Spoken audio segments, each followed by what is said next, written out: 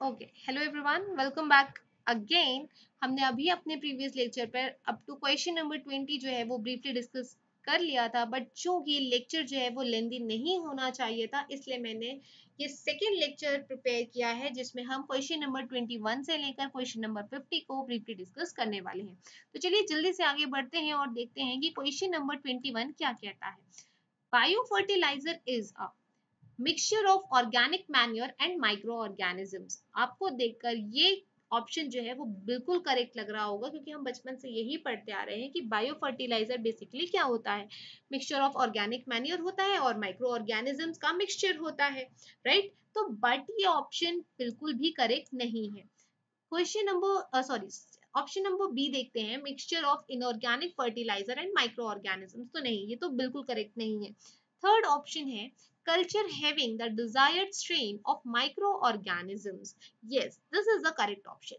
ये ऑप्शन कहना क्या चाह रहा है कि माइक्रो ऑर्गेनिजम्स को मेच्योरिटी लेवल तक, क्रॉप के बेटर प्रोडक्शन तक होल्ड करने की जो प्रॉपर्टी होती है, जो टेंडेंसी होती है, that is the correct definition for biofertilizer. So our correct option is option number C. Dear viewers, अगर आपको एग्जाम में ये क्वेश्चन आता है तो आप आओ देखेंगे ना ताव और सीधे ऑप्शन ए पर या ऑप्शन डी पर आप उनको क्या कर देंगे, टिक कर कर आ जाएंगे। But our correct option is option number C. यही तो होता है कॉम्पिटिटिव एग्जाम का सारा खेल, आपको सारे ऑप्शंस जो हैं वो एक जैसे दिख रहे होते हैं। चलिए क्वेश्चन नंबर 22 की बात करते हैं। Super digested compost is called so because, यानी कि आप जो कंपोस्ट का इस्तेमाल कर रहे हैं वो उसको आप सुपर डाइजेस्टेड कंपोस्ट क्यों कह रहे हैं। इसलिए कह रहे हैं क्योंकि जो सुपर फॉस्फेट है उसको ऐड किया गया है कंपोस्ट में ड्यूरिंग इट्स प्रिपरेशन। यानी कि जब कंपोस्ट की प्रिपरेशन की जा रही थी और उसमें सुपर फॉस्फेट का एडिशन किया गया, तो ऐसे कंपोस्ट को हम क्या कहते हैं, सुपर डाइजेस्टेड कंपोस्ट। और correct option is option number C. 23rd is again match list 1 with list 2। तो चलिए देखते हैं यहाँ पर क्या है। नेम ऑफ फर्टिलाइजर, और नेम ऑफ फर्टिलाइजर को टाइप ऑफ फर्टिलाइजर से हमें करेक्टली मैच करना है। तो यहाँ पर देखिए जो आपको दिया हुआ है अमोनियम सल्फेट। अमोनियम सल्फेट क्या है, अगर हमें सबसे पहले क्या करना है कि आपको फर्टिलाइजर का नाम दिया गया है और उस करेक्ट फर्टिलाइजर को टाइप ऑफ फर्टिलाइजर से आपको मैच करना है। तो अमोनियम सल्फेट जो है वो होता है आपका स्ट्रेट फर्टिलाइजर। ओके, फिर आपका है di ammonium phosphate. Di ammonium phosphate जो है it is a complex fertiliser. भाई अलगी जो है वो है आपका बायो फर्टिलाइजर, और FYM जो है वो है आपका organic manure. So our correct option is option number C. Option number C is your correct option. Next question देखते हैं। The mineral chloride has an extra layer of, mineral chloride जो है उसमें एक्स्ट्रा लेयर किसकी दी हुई होती है। तो सबसे पहले आपको दिया हुआ है, अब हमने मिनरल क्लोराइड के बारे में ऑलरेडी अपने प्रीवियस लेक्चर्स में पढ़ा हुआ है। अब यहाँ पर जो आपका करेक्ट ऑप्शन है वो है आपका ब्रूसाइड।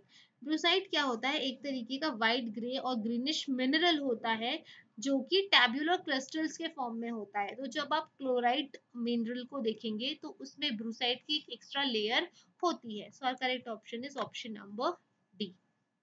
नेक्स्ट क्वेश्चन है, which one of the following minerals is the main source of boron in soils?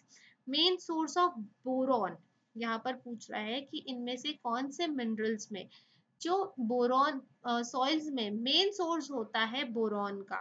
So our correct option is option number B, यानी कि टूरमलीन, जिसको आप हिंदी में तुरमली पत्थर के नाम से भी जानते हैं। आप एक बार जो है इसको गूगल में देखिएगा, बहुत सारे लोग जो है इसे रत्न पत्थर, जिनमें जो ग्रह ग्रह की बाधा को काटने के लिए वो पहनते हैं, पहनने का इस्तेमाल करते हैं, तो वो जो होता है it is the main source of boron in soils. Next question है, criteria of essentiality of nutrients for plants were given by Aman. या से याद रखिए, अमन के द्वारा दी गई, ठीक है। बंगाली है वो अमन को अमन प्रोनाउंस कर रहा है, बस ऐसे ही याद रखना है कि प्लांट्स में न्यूट्रिएंट्स की क्या क्या रोल होता है, क्यों जरूरत होती है, क्या एसेंशियलिटी होती है। It was given by Ammon. Next question है, apatite is a group of minerals which mainly contains, apatite जो है वो एक ग्रुप ऑफ मिनरल्स होता है जो कि मेनली किसको कंटेन करता है, इट मेनली कंटेन्स फॉस्फोरस, मतलब फॉस्फोरस जो होता है उसका मेजर कंपोनेंट होता है। अगेन नेक्स्ट है हमारा मैच लिस्ट 1 विथ लिस्ट 2। यहाँ पर आपको लिस्ट 1 में दिए गए हैं माइक्रो न्यूट्रिएंट्स और लिस्ट 2 में आपको दिए गए हैं टिपिकल डेफिशिएंसी सिम्टम्स। ओके आपको दिया गया है टिपिकल डेफिशिएंसी सिस्टम्स।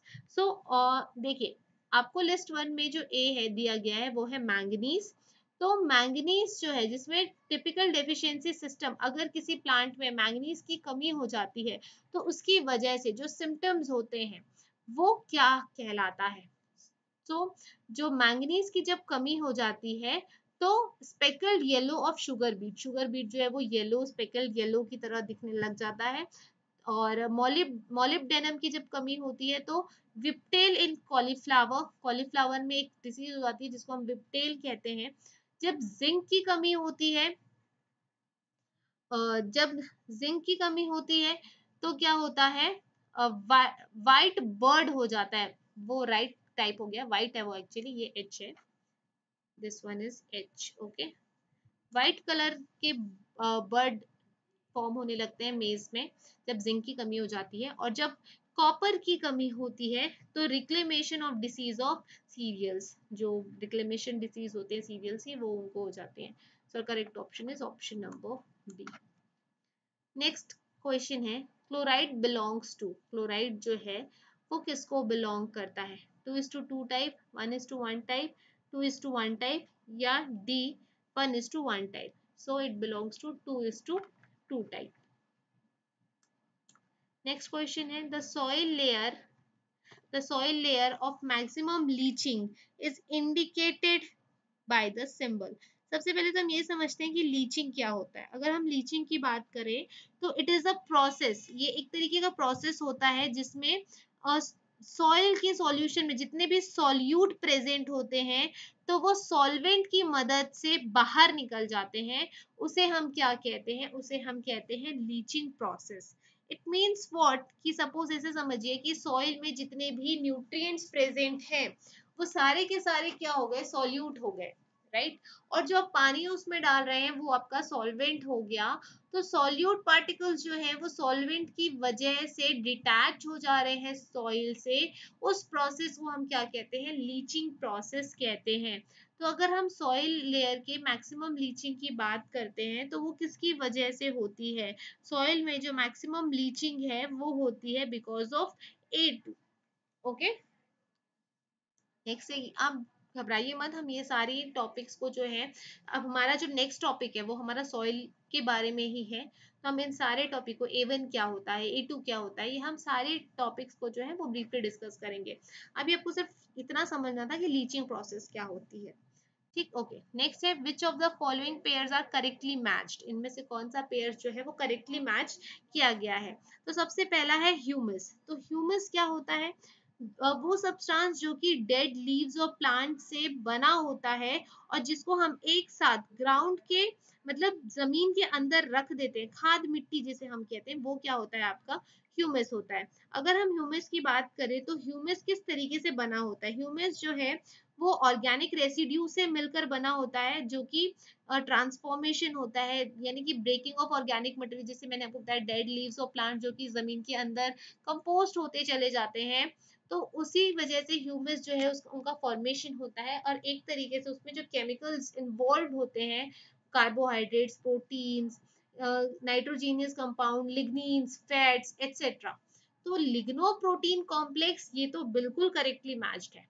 नेक्स्ट है हमारा ह्यूमन। तो ह्यूमन की अगर हम बात करें तो ह्यूमन क्या होता है, वो सॉइल जो कि बोथ मिनरल और ऑर्गेनिक, मिनरल आपके इनऑर्गेनिक कंपोनेंट्स हो गए और ऑर्गेनिक कंपोनेंट्स दोनों को ही कंसिस्ट कर रहा होगा, ऐसे सॉइल्स को हम क्या कहते हैं, ह्यूमन सॉइल्स। जो ऑर्गेनिक कंपोनेंट्स होते हैं उनको हम सब डिवाइड कर सकते हैं इनटू फ्रैक्शंस, किस तरीके से, जो कि सॉल्यूबल है। अगर वो सॉल्यूबल है, जैसे मैंने आपको बताया कि ह्यूमंस क्या होते हैं, वो दो तरीके से होते हैं। ह्यूमंस जो है वो दो तरीके से मिलकर बने होते हैं। उसमें एक तो इनऑर्गेनिक वाला पार्ट भी होगा और ऑर्गेनिक वाला पार्ट भी होगा। तो जो इनऑर्गेनिक वाला पार्ट होगा, ठीक, जो इनऑर्गेनिक वाला पार्ट होगा वो क्या कंसिस्ट कर रहा होगा, मिनरल कंसिस्ट कर रहा होगा। और जो ऑर्गेनिक वाला कंपोनेंट्स होगा वो क्या क्या कंसिस्ट कर रहा होगा, एक तो उसमें होगा लार्जली ह्यूमिक एसिड्स, ठीक, और जो कि इनसॉल्युबल पार्ट्स भी होंगे प्लस सॉल्युबल भी होंगे। तो ह्यूमंस जो है वो एक तरीके के 50% ऑफ द ऑर्गेनिक मैटर जो होता है सॉइल का, वो कौन बनाता है, ह्यूमन बनाता है। तो human insoluble in dilute alkali, definitely human जो होते हैं वो इनसॉल्युबल होते हैं डाइल्यूट अल्कली में। क्यों? क्योंकि वो लार्जली ह्यूमिक एसिड्स होते हैं। अब वो लार्जली ह्यूमिक एसिड्स हैं तो डाइल्यूट अल्काली में वो सॉल्युबल तो नहीं हो पाएंगे। तो ये भी करेक्टली मैच्ड है। ओके, नेक्स्ट है हमारा थर्ड स्टेटमेंट है फुलविक एसिड। तो फुलविक एसिड जो है उसका मॉलिक्यूलर वेट जो है वो काफी अ, कम होता है, ठीक। तो ये करेक्ट ऑप्शन नहीं है। वही ह्यूमिक एसिड जो है इनसॉल्युबल इन डाइल्यूट एसिड, ये ऑप्शन करेक्ट है। और correct option is option number C, 1, 2 and 4। Next question देखते हैं। Consider the following statement, soil is a medium for plant growth because, soil जो है वो प्लांट ग्रोथ का मीडियम है क्योंकि it provides mechanical support and nutrients to the plant, it contains beneficial microorganisms, और एक second, it contains beneficial micro organisms, plants can not be grown without soil. तो यहाँ पर कौन सा स्टेटमेंट करेक्ट है, यहाँ पर ये जो है यहाँ पर फुल स्टॉप आएगा इस तरीके से। Of this statement only one is correct, second and three are correct, first and three are correct, 1, 2 and 3 are correct. तो डेफिनेटली तीनों ही करेक्ट है, first, second and third. Next question, in the horizons which make up the profile of a forest soil will include। अगर हम soil के जैसे देखिए ये क्या है, ये आपका पूरा का पूरा सपोज ये आपका अपर सॉइल सरफेस हो गया, यहाँ पर प्लांट ग्रोन है और यहाँ पर है जो आपके रूट्स है। तो अगर हम रूट्स की बात करें तो सबसे वाला जो नीचला वाला लेयर होता है, यानी कि अप टू 48 फीट नीचे अगर हम देते हैं तो अप टू 48 फीट, ठीक। तो जो सबसे निचला वाला हिस्सा होता है उसको आप कहते हो सी पार्ट।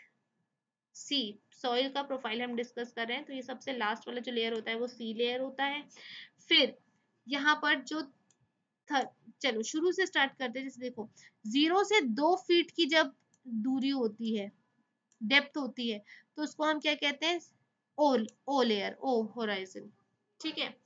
फिर जब 0 से 10 फीट की डेप्थ होती है तो उसे हम कहते हैं ए, ठीक। 10 से 30 फीट की होती है तो उसे हम कहते हैं बी, और 30 से 48 फीट की जब होती है तो उसे हम कहते हैं सी। तो इस तरीके से सॉइल जो है वो 4 लेयर पे डिवाइडेड होता है जिसको हम होराइजन कहते हैं। तो यहाँ पर क्या होगा कि सॉइल होराइजन जो है वो 4 लेयर से मिलकर बनता है, ए बी सी एंड ओ। ये याद रखिएगा कि ओ वाला जो है 0 से 2 फीट की जब डेप्थ होती है तो उसको हम ओ लेयर बोलते हैं, और 0 से जब 10 फीट की होती है तो उसे हम, या 2 से जब 10 फीट की होती है तो उसे हम ए कहते हैं। 10 से 30 फीट की डेप्थ होती है तो बी, और 30 से 48 फीट की जब डेप्थ होती है तो उसको हम कहते हैं C layer.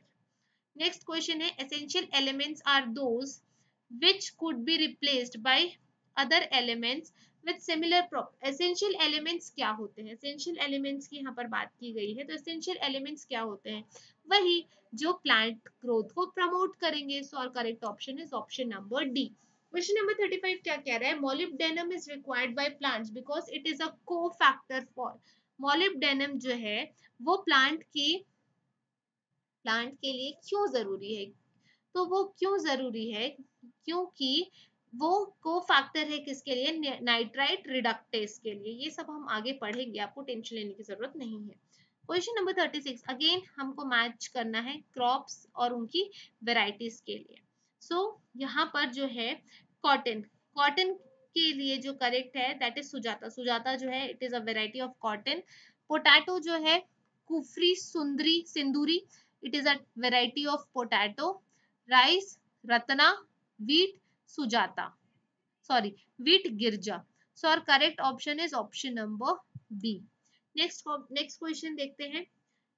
Khera disease of rice can be controlled by spraying. सबसे पहले देखिए खैरा डिसीज जो है वो क्यों होती है? Because of deficiency of zinc in rice. जब राइस में डेफिशिएंसी हो जाती है जिंक की तब खैरा डिसीज होने लगती है. तो उसको हम कैसे कंट्रोल करेंगे? क्योंकि जिंक की कमी हो गई तो जिंक को ही हम स्प्रे करेंगे. So our correct option is option number D, that is your what, zinc sulphate. Next question देखिए. The basic unit of development under the integrated rural development programme is. जो बेसिक यूनिट था तो वो क्या था हमारा? Family. हमने discuss किया जितने भी पुअर फैमिली होंगे उनकी इनकम बढ़ाना और पॉवर्टी लाइन को ऊपर लेकर आना. नेक्स्ट क्वेश्चन है. The following of the major reports on extension development. जो फॉलोइंग 4 इंपॉर्टेंट रिपोर्ट्स हैं उनको एक्सटेंशन डेवलपमेंट में हमको क्रोनोलॉजिकल ऑर्डर में इन रिपोर्ट्स को अरेंज करना है. सो correct option is option number D, 1342. Next question है. The sources of information are classified into the following three groups on the basis of their origin within and outside the social system. तो यहाँ पर जो information है, source of information है, हम उनको तीन ग्रुप्स में क्या करते हैं, उनके बेसिस ऑफ ओरिजिन पर क्लासिफाई करते हैं within and outside the social system. That is about personal localite, personal cosmopolite और कॉस्मोपोलाइट. तो correct sequence in terms of their use क्या होगा कि हम कौन से फैक्टर को, कौन से ग्रुप को सबसे पहले इस्तेमाल करते हैं उस बेसिस पे. Correct sequence. So our correct option is option number A, 1 2 and 3. Personal localite, personal cosmopolite और कॉस्मोपोलाइट. नेक्स्ट है. A high percentage of cropped area in India is covered by rice because there is adequate rainfall. Next question है. Which one of the following approaches has been adopted by the Planning Commission in delineating India into agroclimatic zones? सबसे पहले आप ये समझिए कि delineating का मतलब क्या होता है.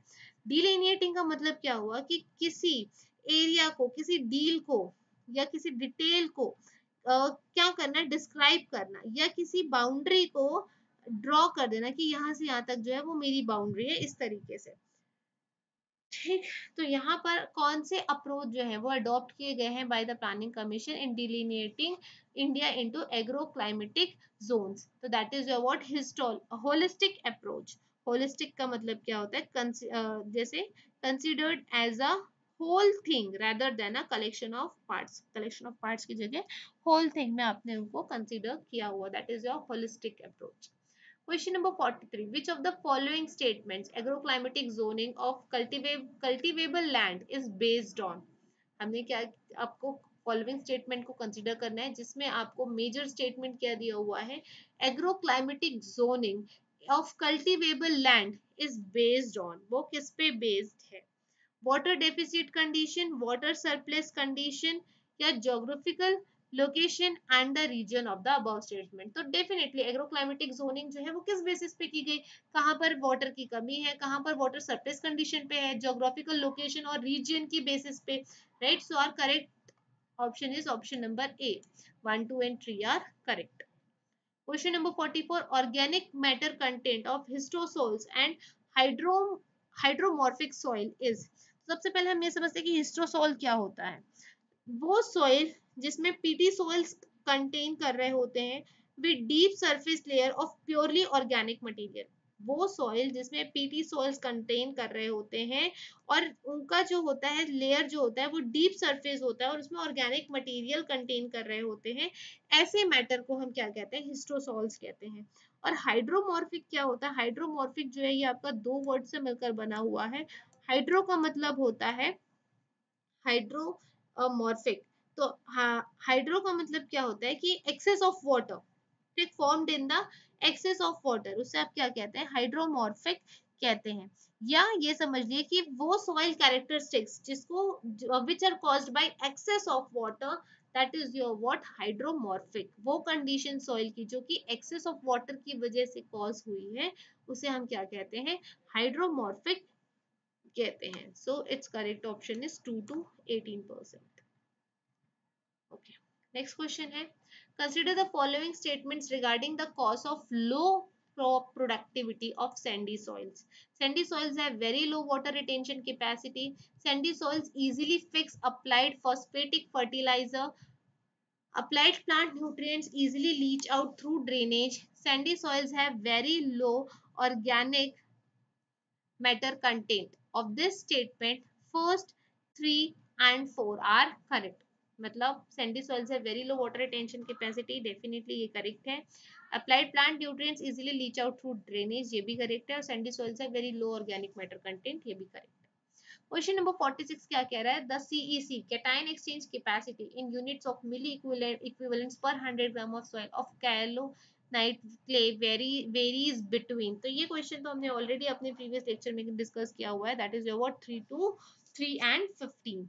नेक्स्ट क्वेश्चन है the phosphorus content SP in plough layer of 1 hectare of soil containing 0.1% P2O5 is. तो यहाँ पर जो क्वेश्चन नंबर 47 का answer that is about 860 kg. इसको एक फॉर्मूला के इस्तेमाल से सॉल्व करना है, ये हम आगे अपने लेक्चर में पढ़ेंगे. नेक्स्ट क्वेश्चन है match list first principle soil of India with list second taxonomic soil order and select the correct answer using the codes given below. Taxonomic order क्या होता है ये हमने ऑलरेडी पढ़ा हुआ है कि किसी का नॉमेनक्लेचर टेक्निक होता है किसी भी सब्सटेंस के साइंटिफिक नॉमेनक्लेचर, साइंटिफिक नामकरण करने का तरीका जो कहलाता है दैट इज योर टेक्सोनॉमी. तो यहाँ पर आपको हमको correct principal soils of India है उनके टेक्सोनॉमिक सॉइल ऑर्डर से हमें उनको मैच करना है.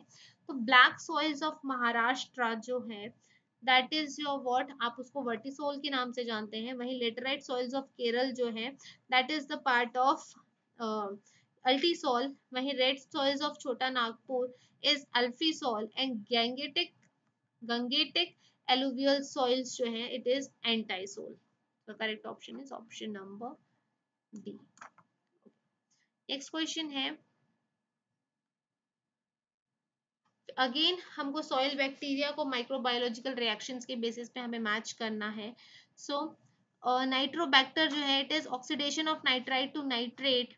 एजोटोबैक्टर जो है it is non symbiotic fixation of atmospheric nitrogen. और नाइट्रोसोमोनास जो है symbiotic atmospheric nitrogen. In fact rhizobium जो है conversion of ammonia into nitrate in soil. तो इस तरीके से आपने क्या किया उनके केमिकल रिएक्शंस को करेक्टली मैच किया. Option number B is your correct answer. whiptail symptom in cauliflower is due to the deficiency of, ये भी हमने अभी डिस्कस किया कि whiptail जो है it is a disorder caused due to the deficiency of molybdenum.